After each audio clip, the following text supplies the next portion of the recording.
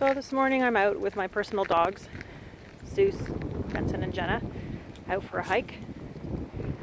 What's really nice about where I live is there's about 4 trailheads within 1 minute from my house. And I'm talking a 1 minute quick drive or maybe an 8-minute walk down the road, which is so nice. And today I decided to go on a path. I have 70 acres across the street that I sometimes go on the 4x4s with my dogs and hike over there. But we just thought we'd go on some public trails, just enjoy it. It's like a super windy day. So guys. But what you'll notice in this video is my dogs will move forward and then they'll come back. And then they'll go forward and then they'll come back. And they are trained and conditioned to do this so that they are close to me at all times. That way, no dog is running forward 80 feet, 100 feet away around some corner that I can't see if there's a guy on a bike or a 4x4 dirt bike or a person just walking or a person that has a dog. I want to make sure, it's so nice, these trails. I want to make sure that I am setting my dogs up for success so I don't get yelled at for being an irresponsible owner, because it's my obligation to have these dogs under control at all times. It's not my right to walk down these paths and have my dogs loose and then have these dogs terrorize other dogs and people on the pathway, regardless of whether a dog on leash is reactive. It's not that person's fault. If their dog's on leash, they're trying to control their dog. They don't need your dogs to bug them while they're trying to set their dogs up for success. So always kind of keep that information in the back of your mind. And if your dogs don't do this, continually check in with you without being told, they go too far, they don't recall, they don't listen, then you can't have them off leash.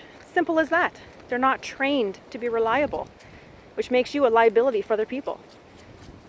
You don't also know what other people are dealing with their dogs. So if I'm on the pathway, like when I came here first thing this morning, I had my dogs loose. I go around the corner, there are 2 girls with their dog, and their dog is pulling like crazy. Actually a nice looking dog, a little Kelpie, an Australian cattle dog. But I can see from what they're doing that they're struggling.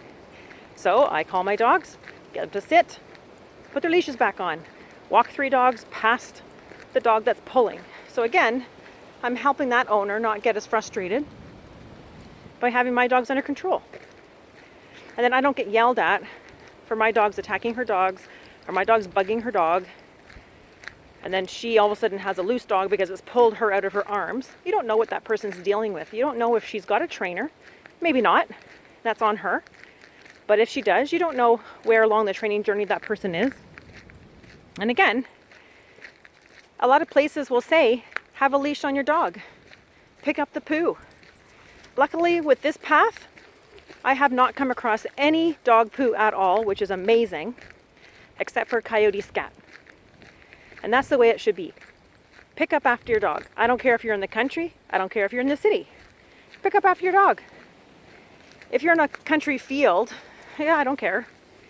If you're going down a country road and there's a ditch, sure, I don't care. But where there's public people walking, pick up after your dog. It's very, very simple. The bags are cheap. And you know what? Part of dog ownership is picking up your dog's poo. And unfortunately, yes, you have to carry it if there's no garbage bag. And then take it back to your house. Again, it's part of being a dog owner. So like up here, Zeus is sniffing something. And what is it? Oh, it's just vegetation. I thought maybe it was coyote scat.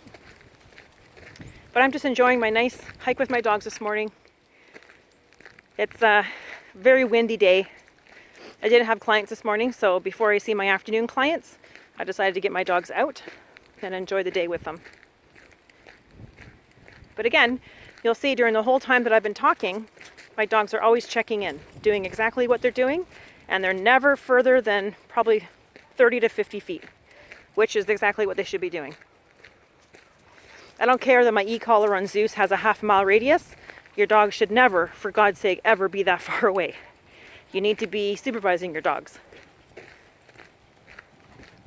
And then you can enjoy your hike and have a really pleasant experience. And that's what you want. Oh, you hear some dogs barking, eh? But now I get to have a nice hike with my dogs, enjoy my morning, come back home and get some office work done, have a cup of tea, and I would have had no bad experiences. So one tip that I do tell my clients, when you are out on a hike and you may have the odd random dog come running up to you, which is not pleasant, be prepared. So carry maybe a noisemaker or a compressed air can. You can just go simply to Pet Value and pick up a pet corrector, and you can purchase that compressed air. And if there is a dog running towards you and it's uninvited, step in front of your dog. Advocate for your dog. This is vital. Spray the dog in the face with the air. Tell them to bugger off with whatever choice words you use. You don't want to know what words I use, because I've used some very colorful ones, but it works. And what happens is the dog is not expecting that interruption, and it takes them off guard, interrupts their brain thought process, changes their mood, and they take off. Now, I would say 99% out of 100, it'll work. There's always 1% of a dog that's a jerk, and you got to deal with it. But your best defense is to have a well-trained dog, period. That's it. Your dog doesn't have to be a champion. Your dog doesn't have to go to competitions. You don't have to be an agility expert. But at least have your dog know, sit down, come, and stay put. Or place. Just know the basics. And have your dog be reliable. And if you're going out hiking with your dog, and your dog is not 100% reliable, have a long line on them. They can have 20 or 30 feet of freedom, but it's controlled freedom. They have to earn their freedom.